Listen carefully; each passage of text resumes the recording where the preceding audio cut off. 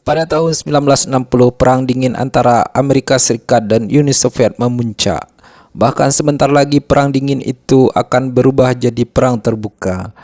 Pihak Uni Soviet juga sudah mengirim banyak sekali pasukan ke negara Kuba yang berlokasi di dekat Amerika untuk bersiap memulai serangan.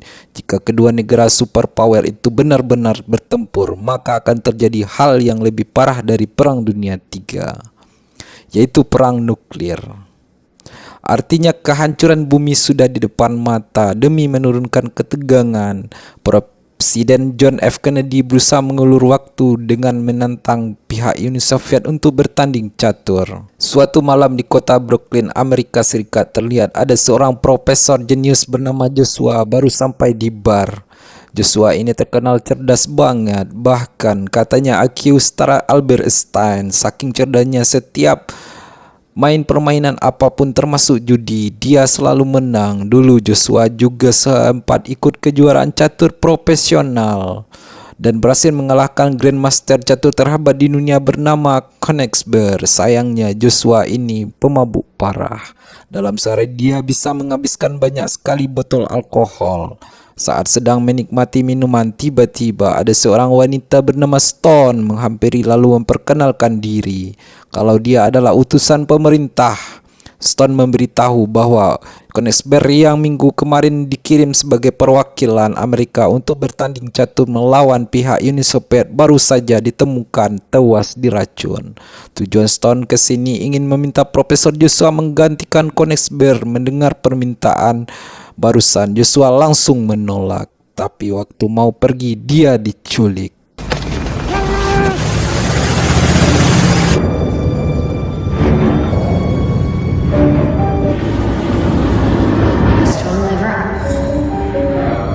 He needs another shot. Profesor Joshua dibawa paksa ke Polandia, negara netral tempat diselenggarakannya pertandingan catur. Sesampainya di Polandia, di kantor kedutaan besar Amerika Serikat, terlihat Stone bersama rekannya sesama mata-mata bernama Witt sedang berlapor ke atasan mereka bernama Novak kalau mereka telah berhasil membawa Profesor Joshua. Mereka bertiga pun menemui Joshua sedang dikurung dalam ruangan kedap suara lalu menjelaskan semuanya. Pertama, pertandingan catur ini akan sangat mempengaruhi situasi politik dunia, bahkan bisa menjadi penentu apakah perang besar akan dilanjutkan atau dibatalkan. Kedua, Stone dan Nova adalah mata-mata. Meskipun Polandia ini adalah negara netral, tetapi tetap harus hati-hati karena di sini ada banyak mata-mata Soviet menyamar. Jadi setiap informasi harus selalu disampaikan dalam ruang kedap suara ini agar tak ada percakapan yang bocor. Awalnya Joshua masih ragu kenapa harus dia, namun setelah terus dia yakinkan kalau cuma profesorlah satu-satunya orang jenius di Amerika yang mampu menjadi pahlawan pencegah perang dan menyelamatkan nyawa jutaan umat manusia. Akhirnya Profesor Joshua bersedia. Keesokan paginya ketika Nova, Stone dan Witt sedang rapat membahas acara pertandingan catur, tiba-tiba ada staf memberitahu kalau dari semalam Joshua belum keluar kamar juga. Karena khawatir Joshua diracun sama seperti Königsberg, mereka buru-buru pergi dan langsung mendobrak pintu. Beruntung, ternyata Joshua cuma tidur gara-gara mabuk. Semua pun lega. Siangnya Joshua bersama Witt dan Stone menghadiri acara pembukaan pertandingan catur di sana. Terlihat ada banyak sekali wartawan dari seluruh dunia sudah menunggu untuk meliput pertandingan bersejarah ini. Setelah menyiapkan mental, Joshua lalu naik ke atas panggung menemui lawan caturnya yaitu Grandmaster Uni Soviet bernama Griflov. Namun anehnya saat pembawa acara sedang memperkenalkan kedua peserta ke para mendadak kepala Joshua terasa sangat pusing ketika melihat papan catur di hadapannya. Otak jeniusnya terus berputar seakan seperti bisa membayangkan ribuan strategi catur apa yang akan dia jalankan nanti. Karena terlalu pusing, Joshua memilih pergi dari sana. Semua wartawan pun heboh. Товарищ Гаврилов не дал спровоцировать себя. Записывайте.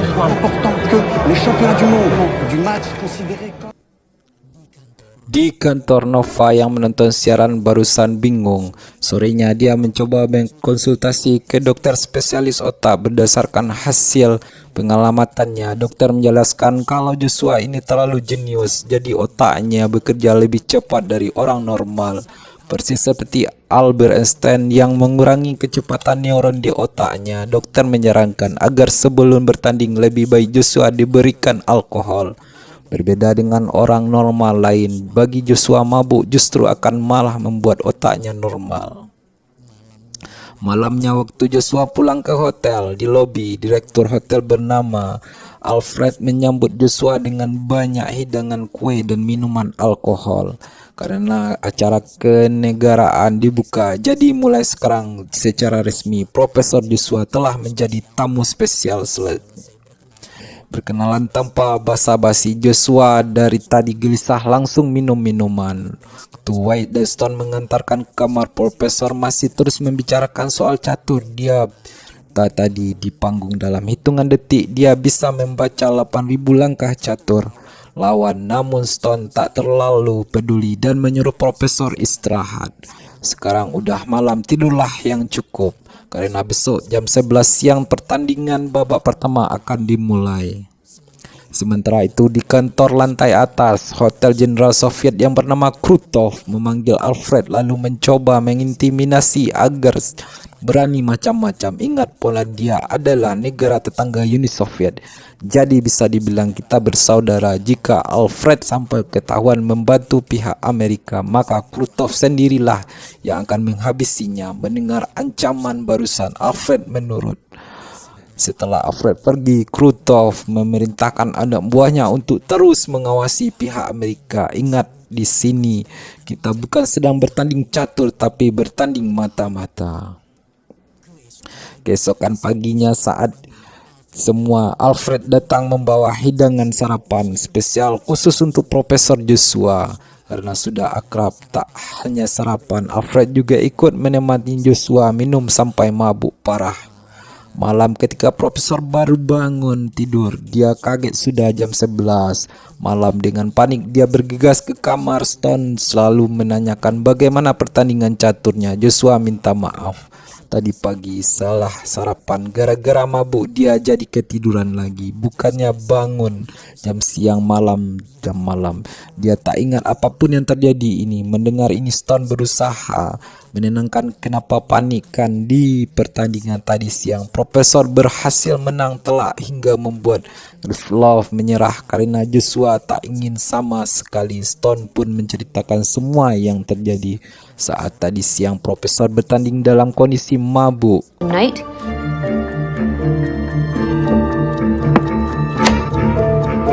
Didn't attack any of his pieces. Impervious to his moves. But then you made one move.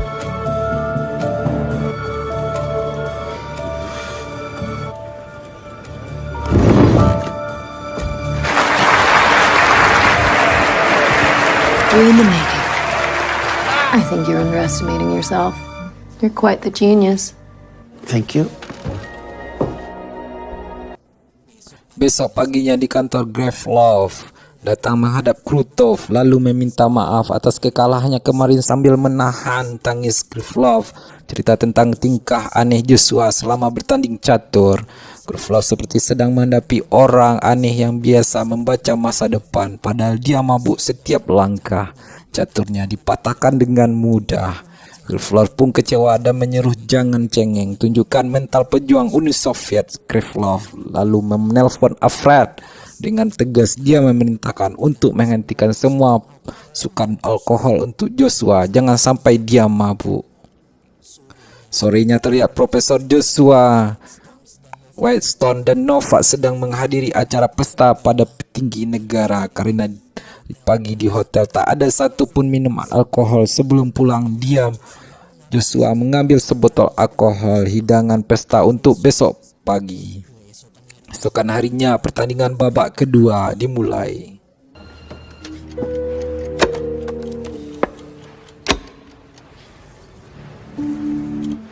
Masky will be fine. He doesn't fail us. Not bad.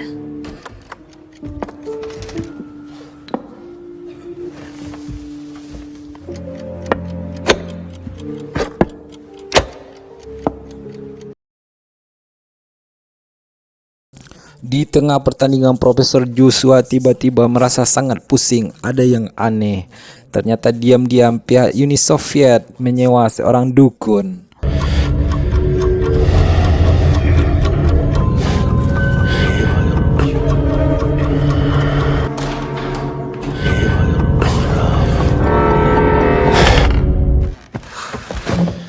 Brava, brava! You just get a scrap of a trail. Let's go. Come on.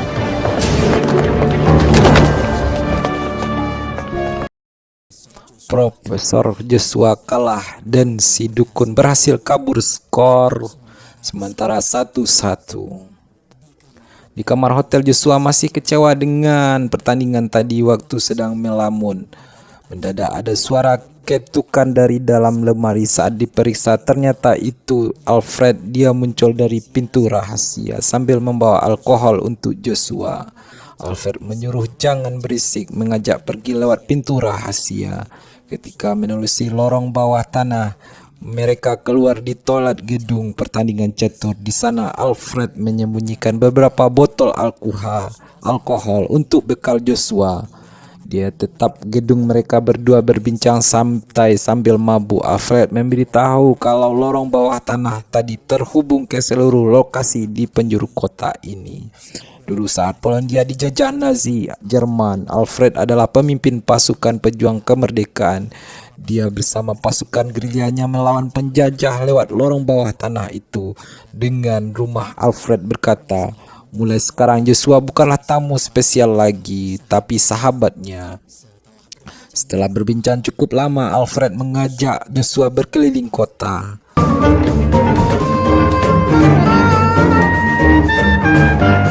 2 floors underground, Prilo.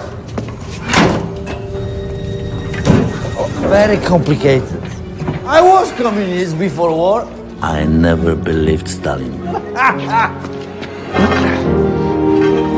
Welcome to all the North. Sesampainya di suatu bangunan hancur, dengan sedih Alfred cerita di bangunan ini dia pernah bertempur sendirian adu tembak melawan para tentara Jerman. Beruntung dia berhasil mengalahkan mereka semua berbulan-bulan lamanya. Ketika rakyat Polandia terus berjuang mempertaruhkan nyawa, darah tumpah di sana. Sedangkan di seberang sungai tetangga kita yaitu Uni Soviet hanya diam melihat penderitaan kita tanpa mau menolong. Itulah alasannya kenapa sekarang dia mendukung Profesor Joshua. Mungkin Soviet memang tetangganya, namun Amerika adalah sahabatnya. Sahabat yang mau berjuang bersama melawan penjajah. Di tengah cerita, tiba-tiba muncul 2 polisi memberi tembakan peringatan sambil menyuruh jangan bergerak. Saat mereka diperiksa melihat Alfred punya buku berwarna merah, 2 polisi itu buru-buru minta ampun. Ternyata siapapun di Polandia yang memiliki buku merah, maka tandanya dia termasuk orang paling penting dan paling berjasa di negeri ini. Setelah polisi pergi, mereka lalu bersenang-senang di bar menikmati malam. Di sisi lain terlihat Krutov menelepon sambil marah-marah. Kenapa koran berita di seluruh dunia isinya penuh dengan propaganda Amerika yang selalu memojokkan dan menjejekkan Uni Soviet? Karena kesal, Krutov melampiaskan amarah ke anak buahnya. Dia berkata negara komunis selalu dianggap jahat, padahal kita hanya menguasai sumber kekayaan alam kita sendiri. Sementara mereka selalu mengaku kalau demokrasi adalah sistem terbaik. Namun setelah negara lain ikut menggunakan demokrasi, maka Amerika akan mendanai partai-partai di negara itu untuk memilih seorang presiden lemah yang bisa mereka bodohi agar sumber kekayaan negaranya bisa mereka ambil. Itulah alasan kenapa Amerika sangat membenci negara komunis, karena di negara komunis sumber kekayaan alam tak bisa mereka sentuh. Di saat kita memperjuangkan kesetaraan manusia, mereka hanya peduli pada uang. Keesokan paginya mendadak Witt bertemu kamar. Profesor Joshua Witt terlihat sangat senang. Dia bilang kalau dalam perang antar mata-mata kita tidak boleh banyak informasi penting Amerika yang bocor ke Uni Soviet. Dia Siapa yang membocorkannya? Wade selalu memberitahu tentang seseorang Amerika berseragam Soviet menyamar namanya Griff. Di sini hanya Wiz dan Griff bisa justru percaya selain kita berdua. Jangan pernah percaya siapapun nanti. Griff dan datang menemui Joshua di toilet untuk memberitahu informasi rahasia yang sangat penting. Percaya, dia teman kita. Setelah mengatakan itu, tiba-tiba Wade muntah darah. Ternyata dari tadi dia diracun oleh Stone. Datang Wiz telah meninggal dunia. Joshua sangat shock. Stone pun berusaha menenangkan dan mengajak pergi ke kantor kedutaan. Nanti dia akan mencoba menjelaskan kenapa kalau Joshua sakit.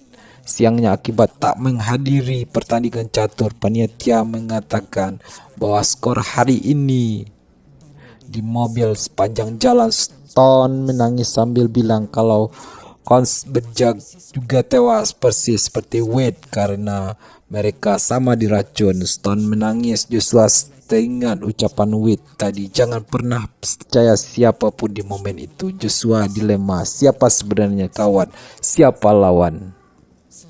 Sesampainya di kantor kedutaan, dalam ruang kedap suara, Novak dan Stone akhirnya menjelaskan semuanya pada Joshua. Sebenarnya tujuan kita ke Polandia bukan untuk menenangkan pertandingan catur, tetapi untuk mengulur waktu agar kita mengenali informasi dan menemukan di mana lokasi koordinat keberadaan rudal nuklir yang Uni Soviet bawa ke negara Kuba. Jika berhasil dapat lokasinya, maka Amerika bisa dengan mudah memukul mundur pasukan.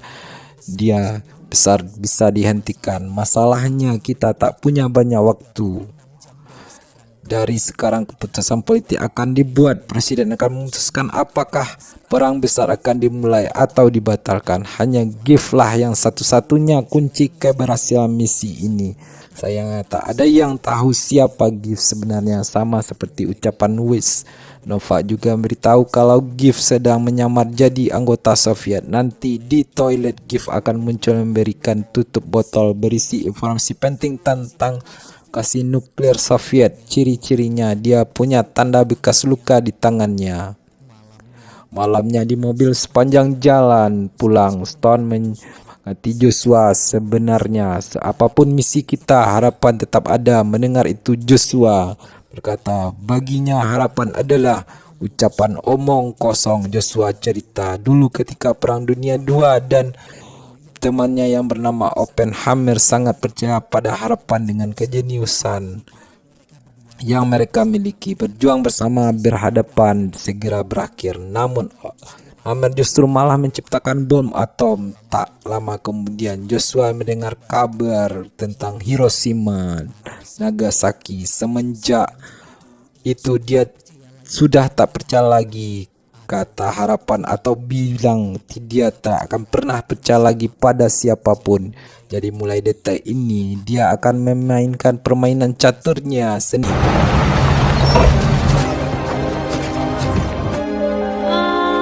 You have your secret life, finding your perfect file. My baby, baby, I know it's so good. I know you're tricky game.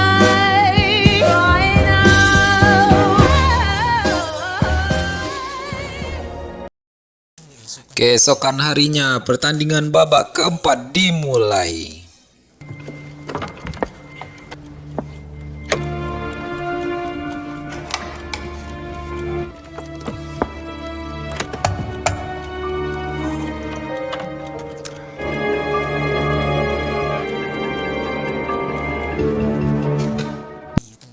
Di tengah pertandingan, Joshua minta waktu istirahat di toilet. Saat sedang minum alkohol, tiba-tiba anak buah Krutov masuk. Joshua pun panik mendadak. Anak buah Krutov memberikan tutup botol. Joshua sadar pasti anak buah Krutov adalah Gift. Tak lama kemudian Stone datang muncul lalu menyuruh mereka buru-buru.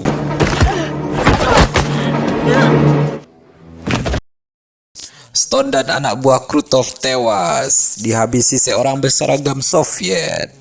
Beruntung Joshua yang sembunyi di dalam toilet selamat ketika Joshua kembali ke panggung untuk melanjutkan pertandingan. Dia terlihat masih shock.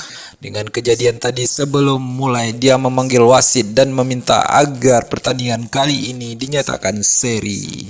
Sayangnya Gilfov menolak. Lihatlah papan catur posisinya Giff sekarang sedang menang telak. Sebentar lagi Joshua pasti kalah. Profesor Joshua lalu berkata, jika tawaran seri secara baik-baik ditolak, maka dia akan memberikan dengan tangannya sendiri.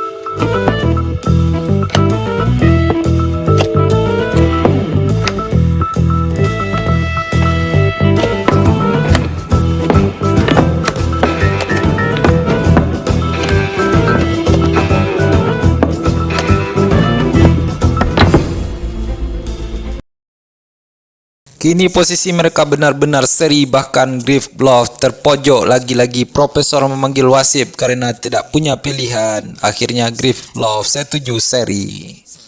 Selesai pertandingan, salah satu panitia memberitahu saat ini keadaan sedang kacau demi keselamatan. Untuk sementara Profesor Joshua akan dikarantina di hotel. Jangan kemana-mana. Di kamar hotel, Alfred muncul dari pintu rahasia. Joshua lalu minta tolong bantu dia keluar dari sini. Sekarang Joshua dia harus pergi ke kantor kedutaan untuk melaporkan informasi penting tentang posisi nuklir Rusia. Meski takut ketahuan, Alfred tetap nekat memberikan buku merah. Dengan buku merah itu, Joshua bisa membuka pintu manapun seluruh negeri ini. Pergilah sahabatku, pergilah selamatkan dunia ini.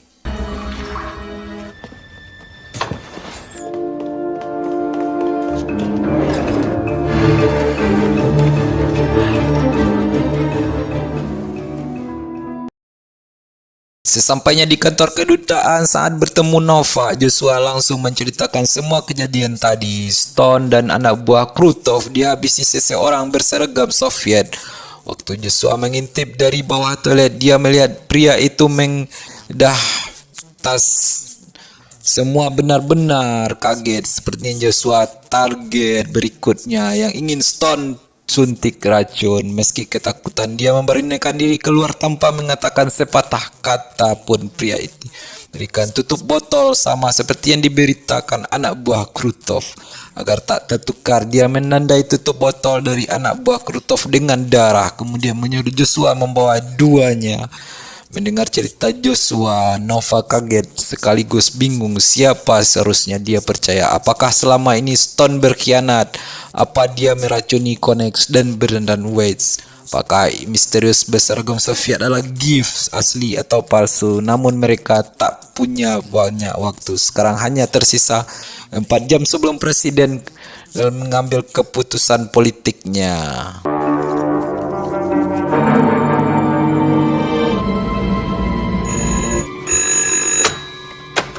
Где? Memeriksa tutup botol, Novak semakin bingung. Informasi titik koordinat nuklir kedua tutup botolnya jauh berbeda. Jika sampai salah, mana yang asli, mana yang fatal. Setelah melapor ke Presiden Kennedy lewat telegram, Presiden bilang dia ingin mendengar langsung jawaban dari Joshua. Presiden Kennedy bertanya, jangan hiraukan pendapat orang lain. Menurut Joshua, siapa Giff asli, anak buah Krutov bersama Stone atau si pria asing sama sekali tak pernah justru kenal sebelumnya? Profesor Joshua pun terdiam.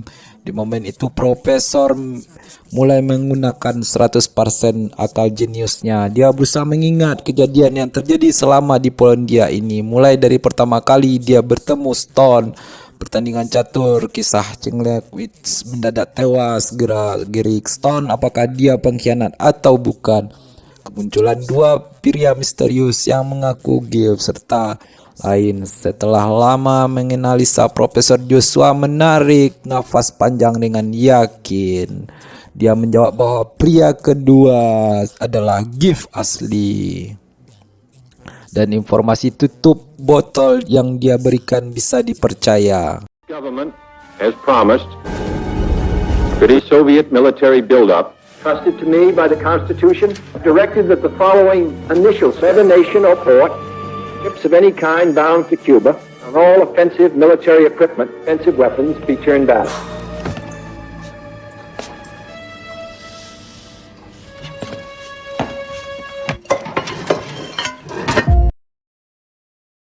Berkat pidato Presiden Kennedy itu, pasukan Uni Soviet akhirnya memilih mundur. Perang nuklir yang bisa menghancurkan bumi pun berhasil dihentikan. Joshua dan Novak sangat lega. Novak lalu menjelaskan rencana terakhir mereka, yaitu di pertandingan final besok Profesor tak perlu datang karena kita semua diam-diam akan kabur pulang ke Amerika biarpun Soviet memenangkan pertandingannya. Untuk hiburan agar nama baik Uni Soviet tidak jatuh setelah pasukannya diusir dari negara Kuba. Keesokan paginya di ruang Krutov, terlihat Alfred sudah terikat dan babak belur. Dia disiksa semalaman. Sambil terus menginterogasi rute menggali informasi bagaimana cara Joshua pergi keluar padahal dia telah dikarantina dalam hotel. Awalnya Alfred tak peduli, habisi saja dia, tapi dia buka mulut. Namun gara-gara Alfred tak sengaja keceplosan memberitahu tentang kurangan rahasia bawah tanah. Besoknya di pertandingan final, seusai rencana Profesor bersama tim mata-mata Amerika kabur meninggalkan gedung pertandingan. Agar tak dicurigai, mereka semua berpencar di sisi lain. Terlihat Krutov bersama anak buahnya sudah menunggu di lubang air tempat keluar lorong bawah tanah. Berdasarkan informasi katanya, sepengkhianat Uni Soviet yaitu Giff akan kabur dan keluar dari lubang itu.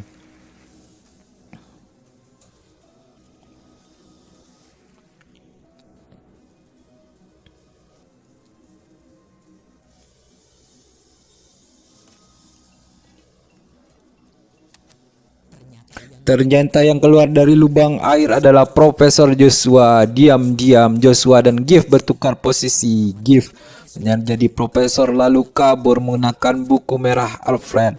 Krutov benar-benar kesal. Beruntung saat dia ingin menghabisi Profesor Novak datang menyelamatkan tepat waktu. Novak mengancam jika Profesor Joshua tewas maka di dunia nanti kemenangan catur Uni Soviet akan dianggap curang. Mendengar ancaman itu, Krutov memutuskan pergi dari sana. Sementara di gedung pertandingan, setelah berjam-jam menunggu karena Profesor Joshua tak hadir, juri menyatakan pertandingan catur antara dua negara superpower dimenangkan oleh Uni Soviet. Berjam-jam lamanya menempuh perjalanan pulang, Nova dan Joshua akhirnya sampai di Amerika Serikat dalam mobil. Nova berterima kasih kepada Profesor karena telah bersedia mengalah di pertandingan catur. Masyarakat nanti pasti akan hujat Joshua akibat kalah catur dan mencoreng nama negara. Namun mereka tak tahu kalau sebenarnya Joshua adalah pahlawan yang berhasil menyelamatkan dunia ini. Sampainya di markas, Nova meminta Profesor menunggu di mobil sebentar. Ketika Nova keluar, tiba-tiba Giff masuk. Berterima kasih bantuan Joshua misi mereka. Tapi Giff juga minta maaf sedih. Dia memberikan buku merah yang dia pinjam sambil memberitahu maaf. Fred tak selamat. Mendengar sahabatnya gugur, Joshua sangat sedih. Giff lalu bertanya apa yang akan justru lakukan setelah ini. Bagaimana jika bekerja secara resmi di kantor pemerintahan dengan dingin? Joshua menjawab, dia sudah muak. Dia tak sudi bekerja dan menuruti propaganda pemerintah lagi demokrasi Amerika atau komunis Soviet. Keduanya sama-sama busuk. Baginya di dunia ini tak ada yang bisa kita percaya selain diri kita sendiri. You are stronger than you think. You are stronger than you think. I know today you are unraveling. You are stronger than you think. There's an answer up ahead. There's an answer up ahead. It may not be one you thought you'd get, but there's an answer up ahead. Not every day makes sense, but I hope you begin again, though it might feel like pretend. Please give it another day, and every step